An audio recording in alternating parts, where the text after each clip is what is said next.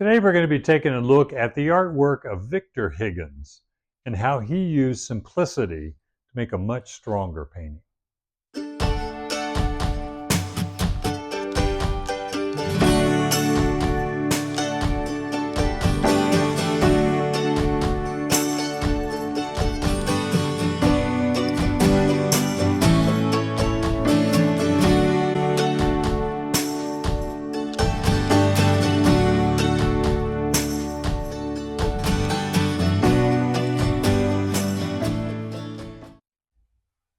Today we're taking a look at the artwork of Victor Higgins. He was born in 1884 in Indiana and died in 1949. But he went to the Art Institute of Chicago, then to France, and finally Munich for his education. And in Munich, he met Walter Ufer, who was another future Taos painter. And he returned to Chicago to teach and received a commission to go and paint some landscapes at Taos, New Mexico. And Taos was becoming a little known, kind of out of the way art colony.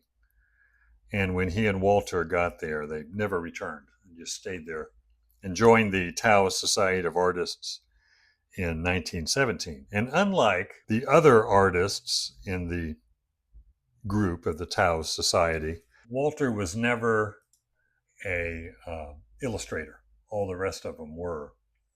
And he just painted. But I picked his work. By the way, it's a nice easel. We all spend so much money on expensive outdoor easels, and all we needed was a box and a place to sit.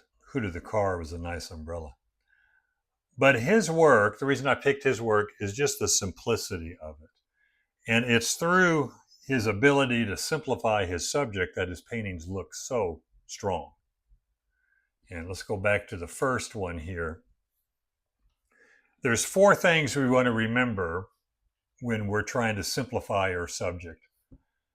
First one is to simplify the shapes.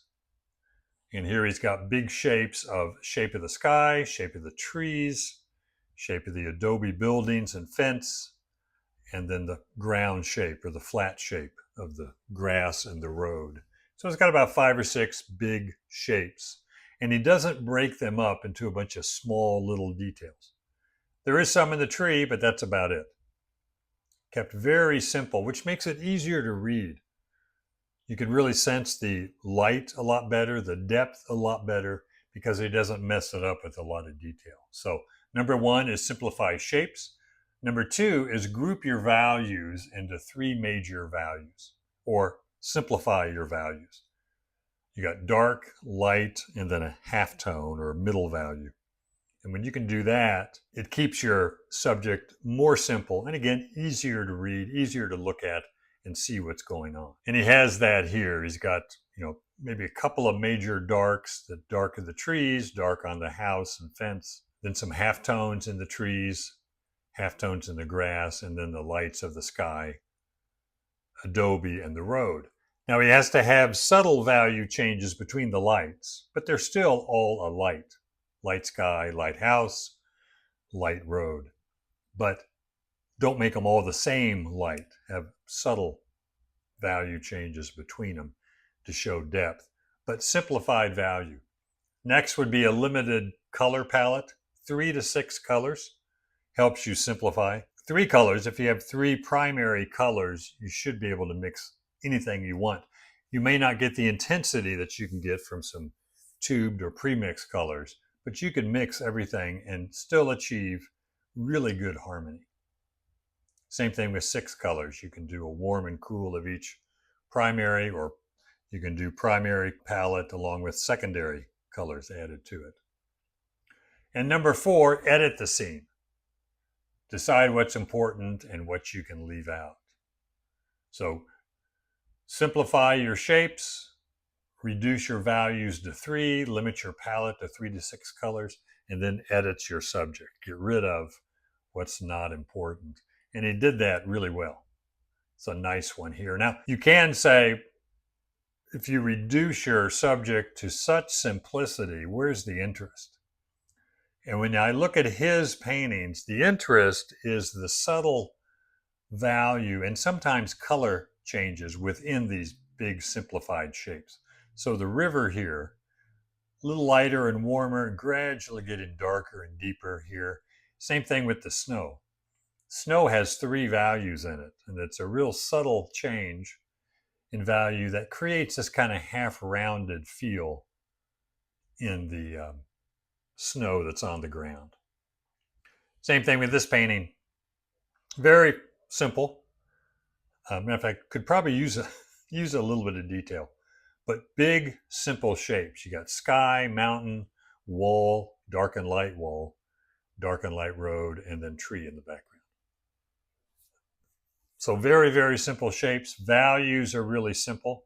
It's got light of the sky, light of the mountains, light of the wall, some light on the flat plane, and then the shadows in the mountains and on the wall and in the road. Here's another one. Very nice, simplified shapes.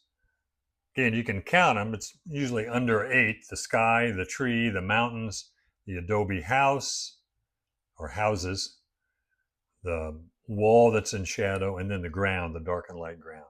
Those are the big, simple shapes. Now, you might have some detail on top of those shapes. Key is don't add too much to them. Keep them simple so they're easy to read. The detail here is the fence, the window back in there, some subtle value changes in the tree. So he does have some detail, but he's very selective with it. He doesn't just throw it up everywhere and paint everything he sees. And again, the interest here, again, if you get rid of the detail, your interest has to be in subtlety.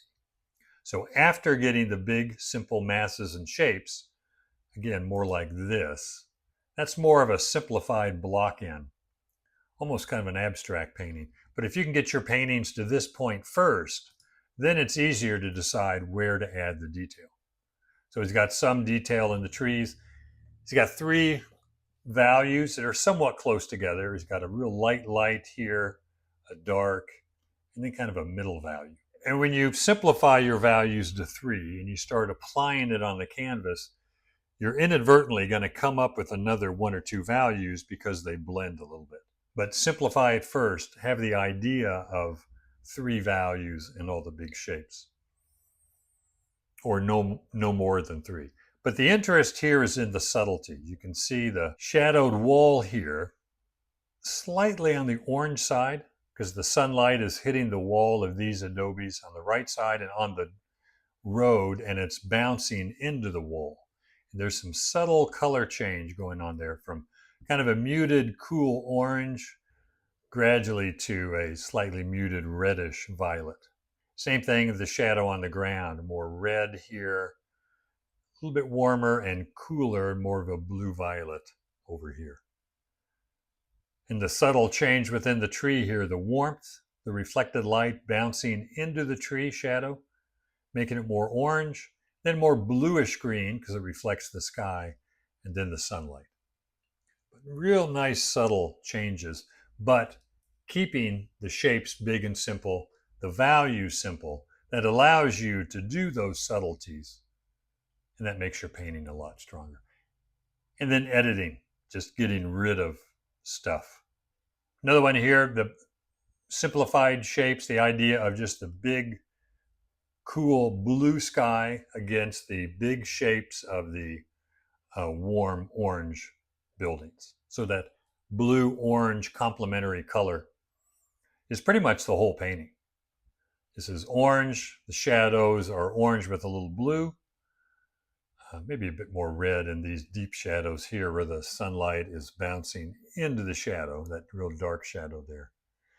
And in the blue sky. And the interest, the detail here, you know, the ladder and the stuff hanging on the porch. So there is some detail, but the interest is in the subtlety, you know, within the shadows here of the adobe on the ground.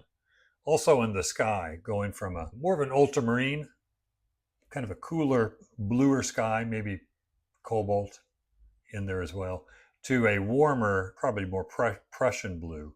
Didn't have phthalo back there in the 20s and 30s, I don't think. I think that's more of a recent color.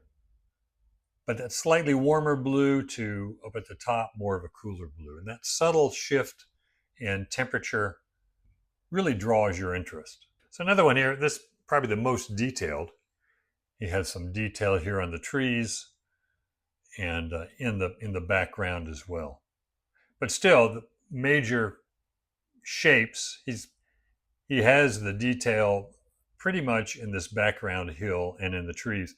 Everything else is kept real simple. So if you're going to add detail, know where you want to add it. Make the decision it's just going to be on the trees, and from there the detail is going to gradually become less or disappear, because there's not much here in the foreground, not much in the middle ground, more in the trees and in the background. It's a real nice one here.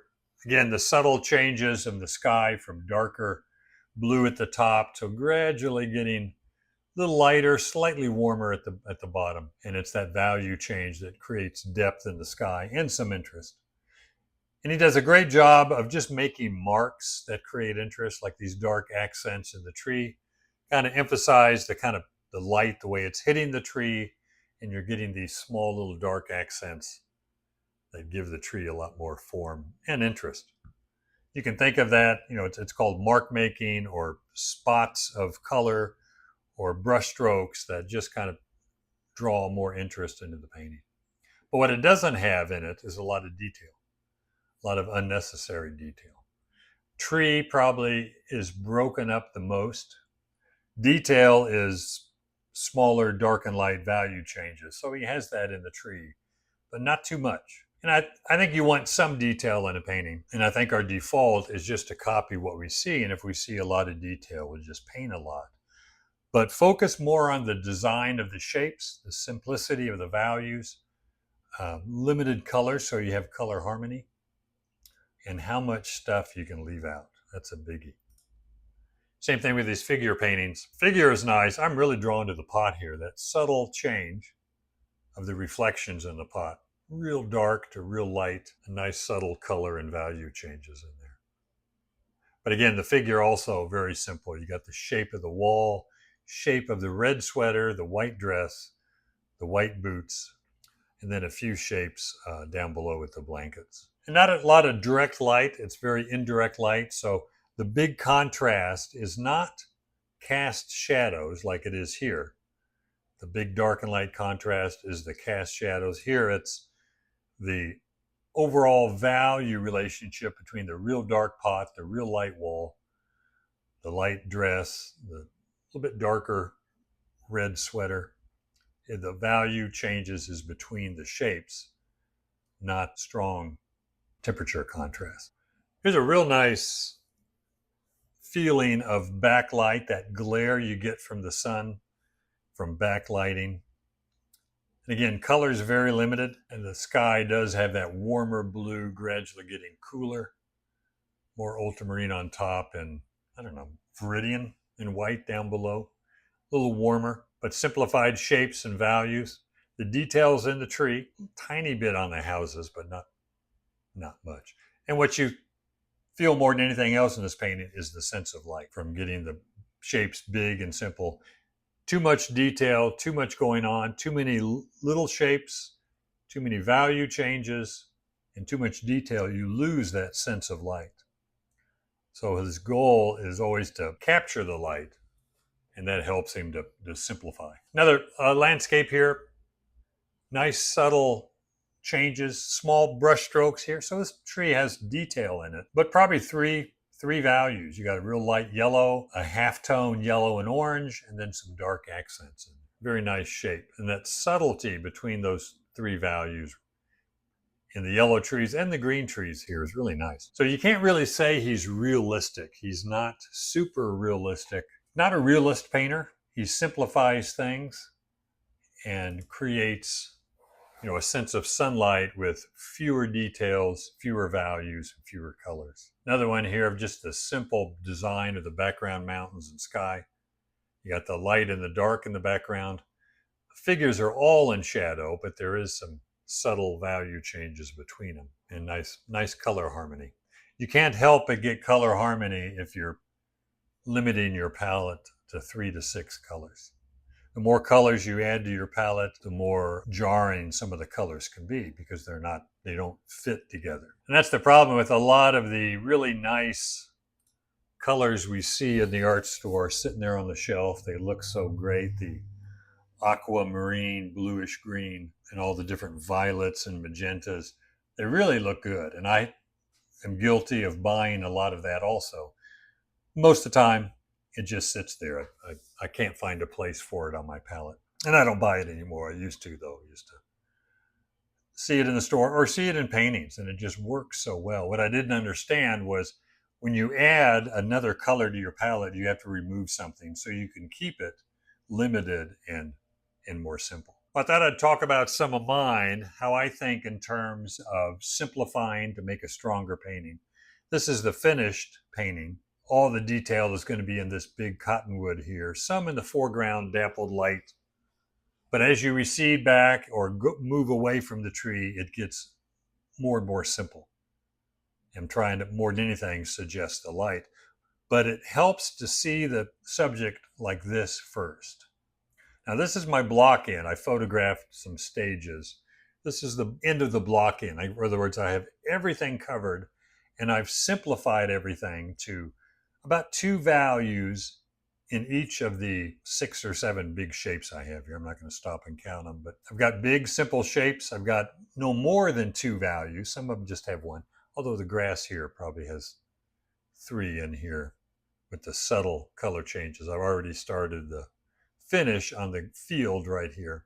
But everything else, very simple. Simple shape, simple value. And it's the relationships of the values that have to work before I move forward. In other words, the sky or the mountain is light compared to how, or the mountain is dark compared to how light the sky is.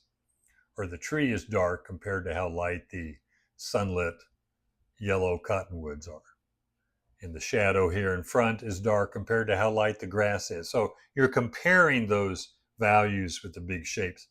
And if you keep your values simple, 2 to 3 values, it's a lot easier to compare and get your values more accurate. But if I have too many shapes, too many values, I can't get anything accurate. So get your painting to this spot first where everything is simplified. Then you can go in with all the detail you want. Here's another little painting I did, sycamores, fairly simple as it is. But to make it work, I need to get it to this stage first. Simple dark and light on the orange fallen leaves, simple dark and light in the rocks, the tree, the background. Then as I add more color to it, it's that subtlety. Within the shadow of the tree trunk, now I can have 2 or 3 different colors as long as they're real close values, because I want to keep just 3, maybe 4 big values in my painting. I can have a lot of color change as long as those colors are within those values. Same thing in the rock here. It goes from blue, where it reflects a bit more of the sky, to a little warmer gray down here where it reflects the sunlight from the leaves. Here's a city painting I did in Noonan, Georgia, alley. And again, there's a lot going on here. And that's what kind of drew me, was all the stuff, how to paint all that stuff going on, the windows, the doors, the junk in the alley, the background building with the dome on it. So I have to simplify this first in order to get to some of that detail. Now, this is a lot more simplified. The finished painting is a lot more simplified than what I was looking at. It had a lot more windows, a lot more doors, a lot more stuff on the alley. And I do want to add some of that, but I want to edit it. I want to take out what I don't need. And again, keep the values real simple. I got a big shadow pattern on the buildings, a light pattern, and a light pattern on the sky and the sidewalk, keeping it very simple. But this is how I wanted to see it first. Just big, simple, 1 value in color for the dark on the buildings, dark and light on the buildings, dark on the alleyway here. Very simple. Everything covered. I'm trying to get everything covered in simple values. Then it's a lot easier to decide where I want to add the detail. Here's the start of a painting. This is just the burnt sienna, sometimes raw umber, and paint thinner drawing I do. Just getting, and when I draw this way, I try and draw with shape. And in this case, 3 values. I got a dark, some darks, a big overall dark that's lighter, and then the sunlight. So I've got 2 darks and a light. And this sets up my painting as simple as possible. I use some outline to refine the drawing, but I try and see things in terms of shape as much as I can. Then the block in is just filling in a color in those big shapes. Usually 2 values. Even in the shadow, I'm going to have 2 different shadows, one a little darker, one a little lighter. And the light and dark on the horse, light and dark on the shirt, and the dark pants, light and dark on the grass. Again, big, simple shapes, simple values. And my colors were pretty much red, yellow, and blue. And then I had a little bit of a viridian hue, which is really phthalo green, as an accent color. But this is the block in. Everything is covered. I know the basic big value I want to kind of stay within. And this isn't necessarily the finish. I didn't finish it. But you can see as you progress, you can go back into these big shapes, in this case, the shadow and the horse, and start adding the reflected light. And the reflected light on the top of the horse, the shadow, from the sky, a little bit bluer. And the warmth that hits the shadow there. Little value change within the big shapes. Didn't get to that one though to finish it. And lastly, this one. This isn't quite finished either, but it's pretty far along. I've added as much detail as I want to add to this. I've got some detail within the shadows of the cliffs, because that's what drew me, were these shadows and all the stuff going on inside of them, as well as the light shapes on the cliff.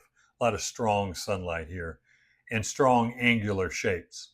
And the more I can focus on that and not on the detail, or not trying to match every color I see, I'm going to be able to focus on the composition and the shapes a lot better, and keeping the detail simple. But this is my block in before I started adding the detail. Get it to this stage first. And there's a lot I like about this that I kind of lost when I got it to this stage. So, but I like the big, simple masses, the shapes. It's suggesting the sunlight. And it's successful if I don't overdo the detail or try and see too much color. Keep the color simple and the values simple. So we'll see you next time.